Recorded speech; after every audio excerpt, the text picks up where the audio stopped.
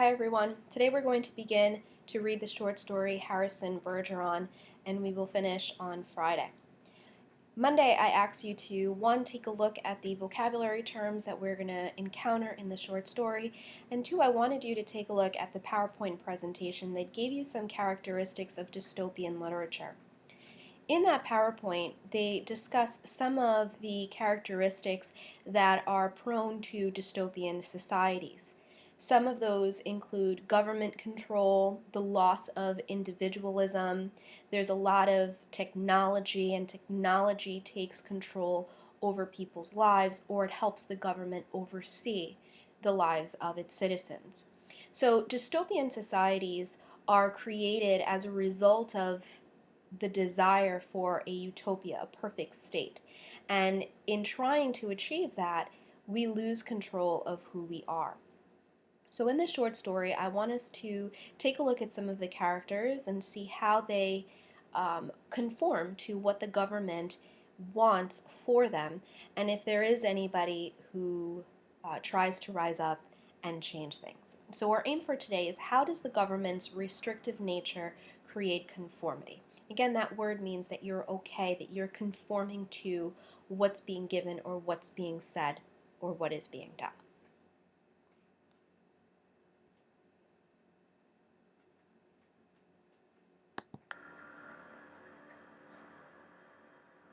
Harrison Bergeron by Kurt Vonnegut Jr.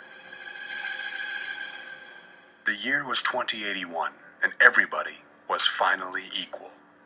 They weren't only equal before God and the law, they were equal every which way.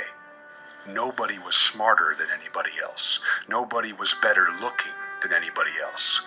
Nobody was stronger or quicker than anybody else. All this equality was due to the 211th, 212th, and 213th Amendments to the Constitution, and to the unceasing vigilance of agents of the United States Handicapper General. Some things about living still weren't quite right, though. April, for instance, still drove people crazy by not being springtime, and it was in that clammy month that the HG men took George and Hazel Bergeron's 14-year-old son, Harrison, away. It was tragic, all right, but George and Hazel couldn't think about it very hard. Hazel had a perfectly average intelligence, which meant she couldn't think about anything except in short bursts. And George, while his intelligence was way above normal, had a little mental handicap radio in his ear. He was required by law to wear it at all times. It was tuned to a government transmitter. Every 20 seconds or so, the transmitter would send out some sharp noise to keep people like George from taking unfair advantage of their brains. So we'll stop here to discuss some of the information that we're given the beginning of the story. We see, first of all, that it's the year 2081. I'm draw your attention to the question. They want us to go back to lines 1 through 17 and find specific details that describe the society in 2081. So again, if you notice, it's the year 2081, and it says that everybody was finally equal. They weren't only equal before God, but they were also equal before the law. It says nobody was smarter than anybody else, and this was made possible because there are certain amendments to the Constitution. We have the 211th, 212th, and 213th Amendments to the Constitution. We know that there are a total of 27 amendments in the Constitution, and the last one was ratified in 1992. So the year is 2081, and we have well over 200 amendments to the Constitution. So you can kind of get an idea of what the government is doing to ensure this equal state for everyone. However, we know that in our world, not everyone is born equal. There are people who are taller, shorter, smarter, more athletic than other people. And this is the case for two of our characters, George and Hazel. They are married. Hazel has a perfect average intelligence, but her husband, George, is way above normal. He's way above average. So they have to make sure, the government needs to make sure that these individuals are equal. And in order to do that, George is required by law to wear a transmitter. So I want you to think of a transmitter almost like an earbud. And this earbud has to be in place at all times as per government orders. And anytime George begins to think, these sharp noises are heard and it causes him to stop thinking.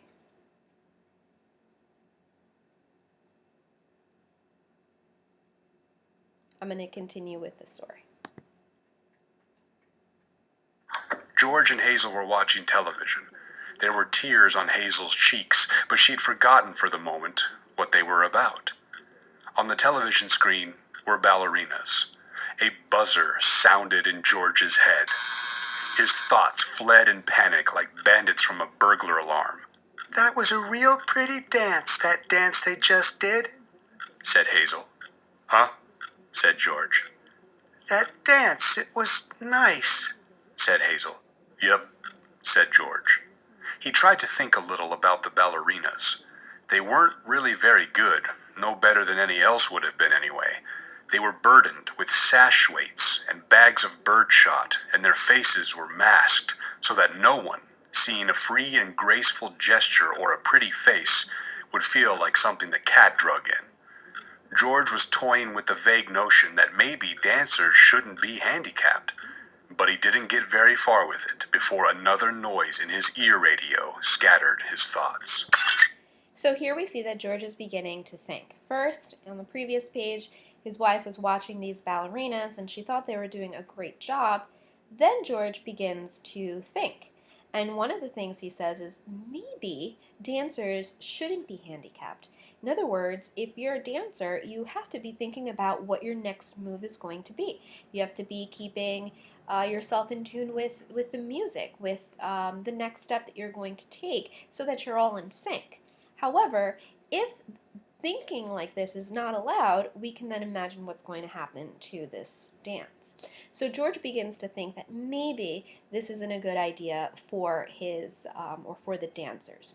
So achieving equality in this society means that everyone is handicapped and therefore nobody is better than anybody else. So if Hazel wants to become a ballerina, then she can pretty much become a ballerina. So take a look at the continuation of the story. George winced, and so did 2 out of the 8 ballerinas. Hazel saw him wince. Having no mental handicap herself, she had to ask George what the latest sound had been. Sounded like somebody hitting a milk bottle with a ball-peen hammer, said George. "I'd think it would be real interesting, hearing all the different sounds," said Hazel, a little envious. "All the things they think up." Said George. "Only, if I was handicapper general, you know what I would do?" said Hazel. Hazel, as a matter of fact, bore a strong resemblance to the handicapper general, a woman named Diana Moon Glampers. "If I was Diana Moon Glampers," said Hazel, "I'd have chimes on Sunday. Just chimes. Kind of in honor of religion." I could think if it was just chimes, said George. "Well, maybe make 'em real loud," said Hazel. "I think I'd make a good handicapper general." Good as anybody else, said George. "Who knows better than I do what normal is?" said Hazel. Right, said George.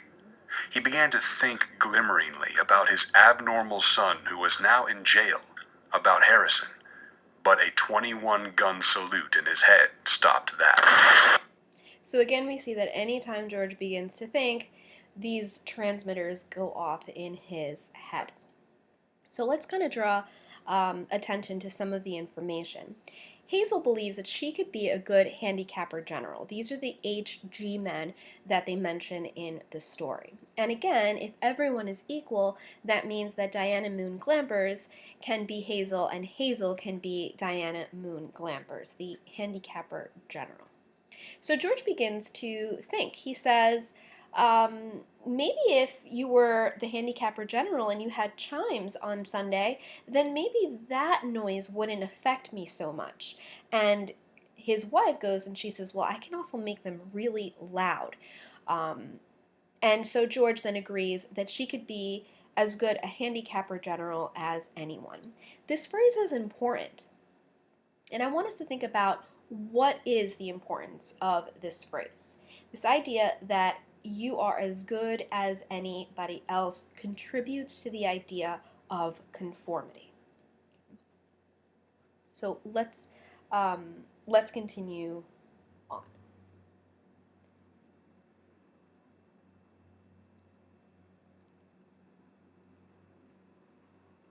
Boy, said Hazel. that was a doozy, wasn't it? It was such a doozy that George was white and trembling, and tears stood on the rims of his red eyes. 2 of the 8 ballerinas had collapsed to the studio floor, were holding their temples. So, because the ballerinas began to think, those transmitters went off in their heads and it caused them to collapse.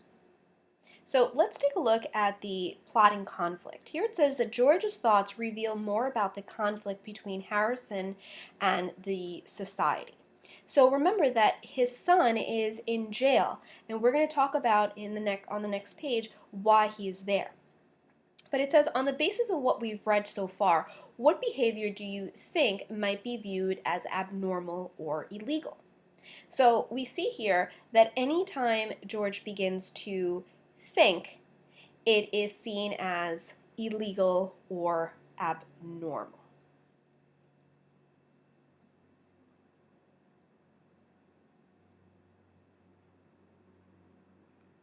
All of a sudden you look so tired, said Hazel.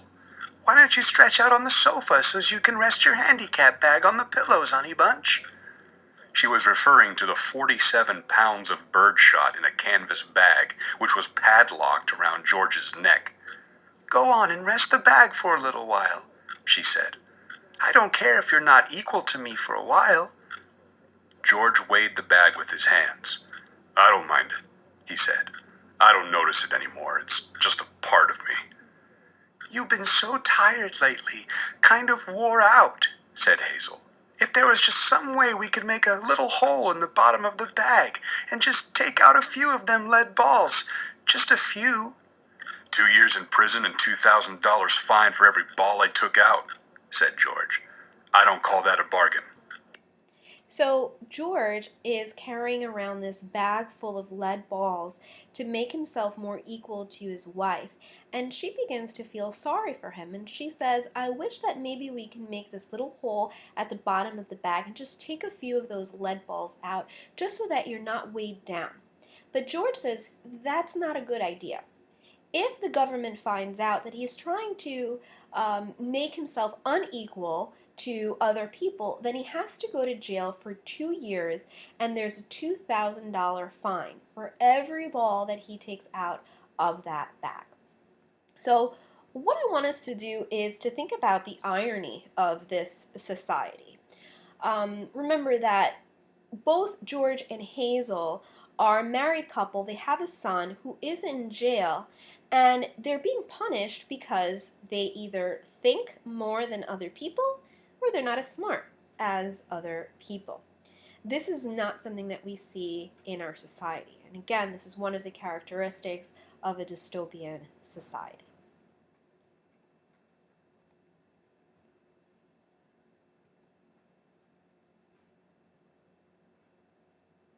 If you could just take a few out when you came home from work, said Hazel. I mean, you don't compete with anybody around here, you just sit around. If I tried to get away with it, said George, then other people would get away with it, and pretty soon we'd be right back to the Dark Ages again, with everybody competing against everybody else. You wouldn't like that, would you? So here's a good example of conformity again. Although George isn't able to think as he would like, and he's carrying around all of this weight, he wouldn't want it any other way. He says if people begin to do things on their own, then pretty much we'd soon be right back to the Dark Ages. So this reference to Dark Ages, meaning the years prior to 2081 when the government wasn't in complete control, tells us that George accepts this equality. And this is seen as his way of conforming or accepting what the government is doing. If he looks at the past as the Dark Ages, then he's looking at what the government is doing now in 2081 as leading to progress. And his wife wouldn't want that any other way as well. I'd hate it, said Hazel. There you are, said George. The minute people start cheating on laws, what do you think happens to society? If Hazel hadn't been able to come up with an answer to this question, George couldn't have supplied one. A siren was going off in his head. Reckon it would fall all apart, said Hazel. What would? Society? Said Hazel, uncertainly. Wasn't that what you just said? Who knows, said George. The television program was suddenly interrupted for a news bulletin. It wasn't clear at first as to what the bulletin was about, since the announcer, like all announcers, had a serious speech impediment. For about half a minute, and in a state of high excitement, the announcer tried to say, Ladies and gentlemen. Okay, so let's stop here for a minute and take a look at what's going on. Hazel and George continue to discuss what would be or what would happen if George decided to get rid of some of his handicaps, and then they agree that they can't allow that type of thinking to take place. In fact, as soon as George begins to think, he hears another siren going off in his head, and he soon forgets about what they were talking about. And as they are doing that, as they're in the middle of this conversation, we see that the television program suddenly is interrupted by a news bulletin. This is a good example of another dystopian literature trait where you have technology kind of taking over or manipulating how people think. They tell us that the announcer has a speech impediment and it's very difficult for him to say anything. So again, if he could do this job, that means in the year 2081, in this society, anybody could do his job. So if he has a speech impediment, that means everyone else is also supposed to have a speech impediment.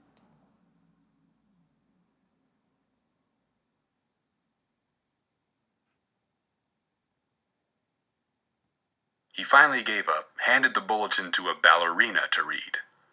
That's all right, Hazel said of the announcer. He tried. That's the big thing. He tried to do the best he could with what God gave him. He should get a nice raise for trying so hard. Ladies and gentlemen, said the ballerina, reading the bulletin. She must have been extraordinarily beautiful, because the mask she wore was hideous. And it was easy to see that she was the strongest and most graceful of all the dancers, for her handicap bags were as big as those worn by 200-pound men. And she had to apologize at once for her voice, which was a very unfair voice for a woman to use. Her voice was a warm, luminous, timeless melody.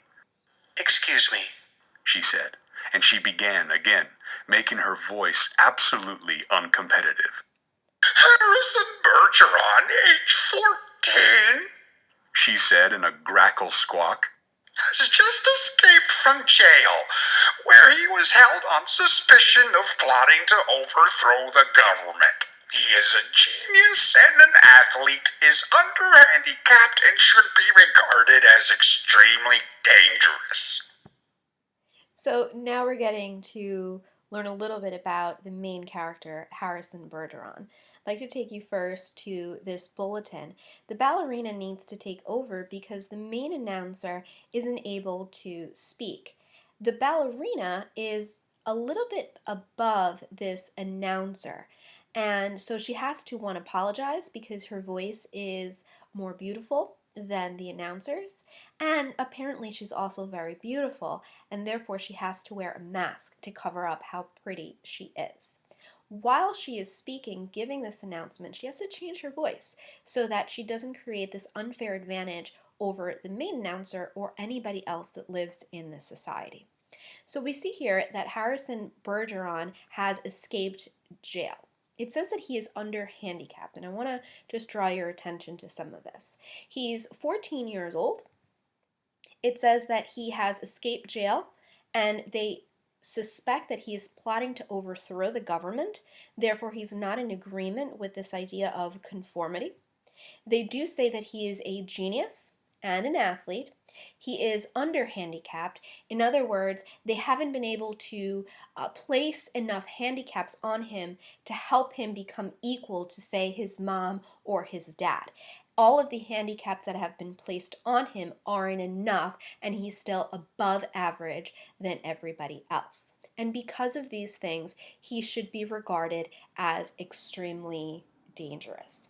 So I want you to think about some of the traits that you saw in the PowerPoint for the dystopian protagonist. And even from the Do Now video from Monday, where you had Katniss from the Hunger Games kind of come up against the government, remember that these protagonists are always going to try and find a way to stop this idea of conformity, to bring back individualism and allow the people to make decisions for themselves.